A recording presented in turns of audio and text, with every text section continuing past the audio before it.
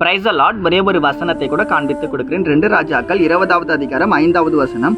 உன் விண்ணப்பத்தை கேட்டேன், உன் கண்ணீரை கண்டேன், இதோ நான் உன்னை குணமாக்குவேன் அப்படின்னு சொல்லி இன்னைக்கு ஆண்டவர் நம்மளை பார்த்தாங்க சொல்றாரு. மகனே மகளே, உன் விண்ணப்பத்தை, அதாவது உன் ஜபத்தை நான் கேட்டேன்ப்பா, உன் கண்ணீரை நான் பார்த்துன்னு இருக்கேன், நீ கவலைப்படாத, நீ ஏன் அழுவுற, நான் உன் கூட இருக்கல, உன் பிரச்சனையை மாற்றுவேன், நான் உன்னை குணமாக்குறேன்னு சொல்லி இன்னைக்கு ஆண்டவர் நம்மளை பார்த்தாங்க சொல்கிறாரு.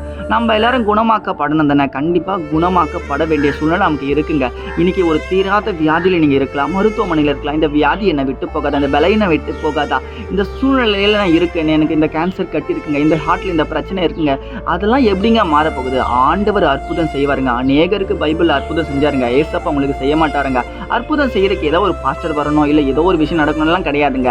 நீங்க ஏசப்பாவை நோக்கி கூப்பிட பிள்ளையா மாறுறீங்களா, நீங்க ஜெபிக்கிறீங்களா, நீங்க ஏசப்பாண்ட இந்த நேரத்தில் ஆண்டவர்கிட்ட ஒப்பு கொடுத்து நீங்க ஜெபம் பண்ணுங்களேன். கண்டிப்பா ஏசப்பா எனக்கு உங்களுக்கு ஒரு அற்புதம் செய்யப்படுறாருங்க. நீங்க முழங்கால் படிட்டு வீட்டில் உட்காந்து ஜெபம் பண்ணுங்க. என்ன பிரச்சனை வேணா இருக்கட்டுங்க, அதை ஆண்டவர் நிச்சயமா மாற்றுவாருங்க. வேதத்துல பெரும்பாடுள்ள ஸ்திரீன்னு ஒருத்தங்க ஏசப்பா ட்ரெஸ்ஸை தொட்டோன்னே மிராக்கள் நடந்துச்சாமா. நீங்க ட்ரெஸ்ஸை தொடுறதுக்காக போக தேவையில்ல, நீங்க ஏசப்பா நோக்கி மனசுல வச்சுக்கிட்டு நீங்க ஜெபம் பண்ணாலே போதும், அற்புதத்தை நீங்க பார்க்க போறீங்க. விசுவாசிக்கிறீங்கன்னா ஆமென் போட்டுக்கோங்க. வசனங்களுக்கு ஃபாலோ பண்ணுங்க. God bless you.